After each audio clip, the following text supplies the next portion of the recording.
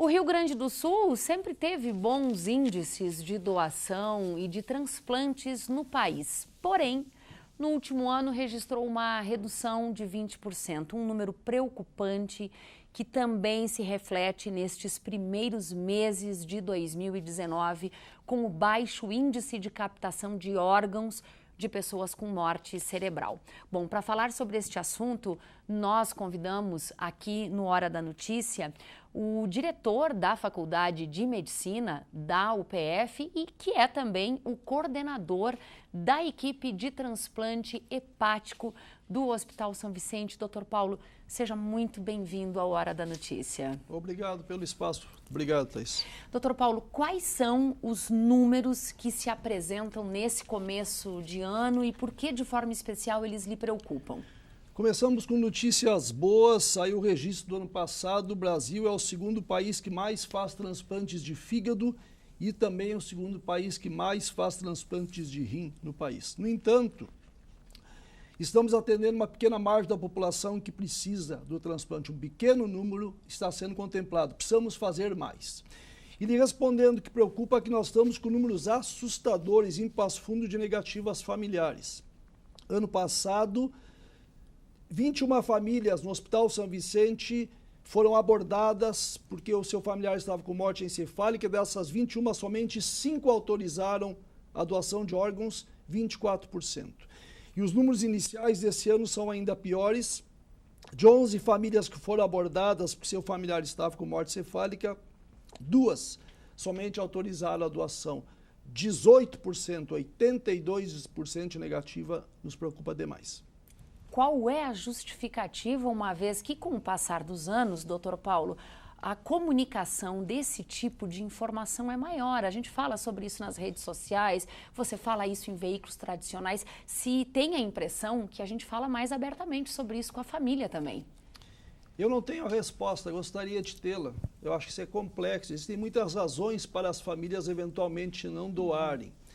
Quando o falecido ou falecida registrou em vida seu desejo, habitualmente, não sempre, habitualmente isso é considerado, mas a maior parte das pessoas não sabe, não se manifestam em vida. Talvez este seja um problema a ser resolvido.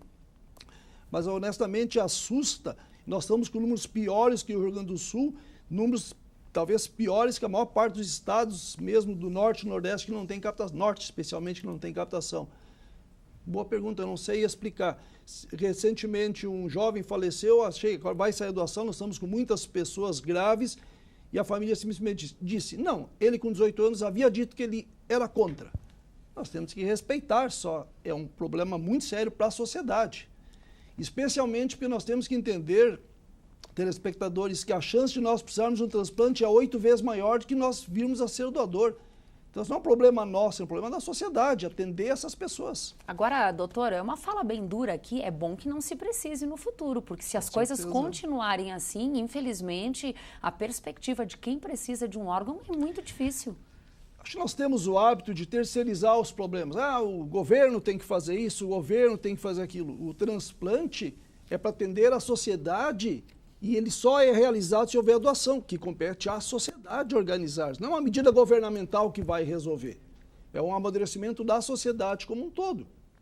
Para atender 30 mil brasileiros que estão nas filas de órgãos, a doação é fundamental. E tanta negativa familiar nos preocupa. O que está acontecendo? Não sei.